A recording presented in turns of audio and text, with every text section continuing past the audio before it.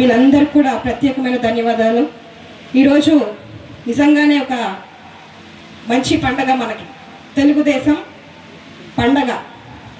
ముఖ్యమంత్రి గారు చాలా సంవత్సరాలలోనే, ఇంకా 5 సంవత్సరాలు కూడా పూర్తవలేదు, కేవలం 16 నెలలు మాత్రమే అవుతుంది.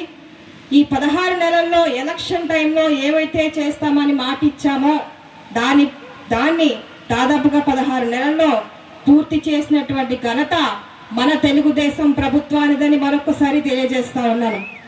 ఈ ఎక్కడికి వెళ్ళినా సరే చిన్న కార్యకర్తలో చిన్న సంకోచం తప్ప గ్రామాల్లోకి వెళ్తే ప్రజలందరూ కూడా పట్టం కడుతున్నటువంటి పరిస్థితి.